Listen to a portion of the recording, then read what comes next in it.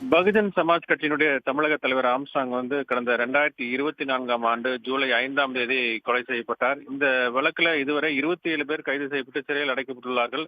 இந்த வழக்கு சென்னை முதன்மை அமர்வு நீதிமன்றத்தில் விசாரணையில் இருந்து வருகிறது. இந்த வழக்கை தான் விசாரணையை சிபிஐக்கு மாற்ற கோரி ஆம்ஸ்ட்ராங்கினுடைய சகோதரர் பினோஸ் ஆம்ஸ்ட்ராங் தாக்கல் செய்த மனு மீதான தீர்ப்பு தள்ளி வைக்கப்பட்ட நிலையில ஆம்ஸ்ட்ராங்கினுடைய மனைவி பொற்கொடியும் வழக்கை சிபிஐக்கு மாற்ற கோரி மனு தாக்கல் செய்திருந்தார்.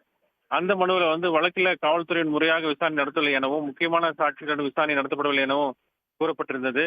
ஆம்ஸ்ட்ராங் கொலையில் உள்ள அரசியல் தொடர்பு குறித்து விசாரிக்கப்படவில்லை எனவும் இந்த வழக்கில் கைது செய்யப்பட்டுள்ள நாகேந்திரனுக்கு நெருக்கமான காங்கிரஸ் கட்சி தலைவர் உள்ளிட்டோருடன் விசாரணை நடத்தவில்லை எனவும் அந்த மனுவில் தெரிவிக்கப்பட்டிருந்தது. அது மட்டுமல்லாமல் இந்த வழக்கில் கைது செய்யப்பட்ட திருவேங்கடம் என்பவர் என்கவுண்டர் செய்யப்பட்டது குறித்து விசாரிக்கப்படவில்லை எனவும் உண்மையை வெளிக்கொண்டு வராமல் அவசரமாக குற்றப்பத்திரிகை தாக்கல் செய்யப்பட்டுள்ளதாகவும் அந்த மனுவில் குறிப்பிடப்பட்டிருந்தது. ஆளுங்கட்சியை சேர்ந்த தலைவர்கள் விசாரணை தலையிட்டதனால குற்றப்பத்திரிகை ரத்து செய்து மீண்டும் சிபிஐ விசாரணைக்கு உத்தரவிட வேண்டும் என்று அந்த மனுவில் கேட்டுக் கொள்ளப்பட்டிருந்தது. இந்த வழக்கினுடைய விசாரணை தான் நீதிபதி வேல்முருகன் முன்பு நடைபெற்று வந்தது. அந்த வழக்கில் அவர் தீர்ப்பை தேதி குறிப்பிடாமல் ஒத்திவைத்திருந்தார். இந்த நிலையில இன்றைக்கு அந்த மதுரை உயர்நீதிமன்ற கிளையில அந்த தீர்ப்பை வழங்கி இருக்கிறார். அதுல இந்த வழக்கை சிபிஐ விசாரிக்க வேண்டும் என்று அதிரடியான ஒரு உத்தரவை பிறப்பித்திருக்கிறார்.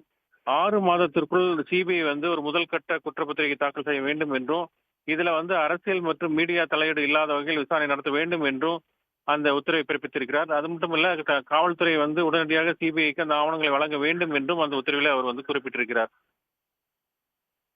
இப்போ ஏற்கனவே இதில் தமிழக அரசு தரப்பாக சொன்ன வாதங்கள் என்ன, சிபிசிஐடி விசாரிச்சுட்டு வர்றாங்க, அது தொடர்பாக தமிழக அரசு என்ன சொல்லியிருந்தாங்க நீதிமன்றத்தில்?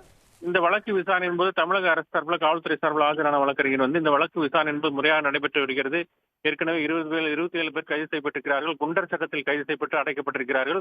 விசாரணை முதல் குற்றப்பத்திரிகை என்பது தாக்கல் செய்யப்பட்டிருக்கிறது. விசாரணை என்பது முழுமையாக நடைபெற்று வருகிறது என்ற வாதத்தை முன்வைத்திருந்தார்கள். ஆனால் அந்த வாதம் என்பது நீதிபதி அதை ஏற்க மறுத்து தற்போது அந்த சிபிஐ விசாரணைக்கு என்பதை மாற்றி உத்தரவிட்டிருக்கிறார்.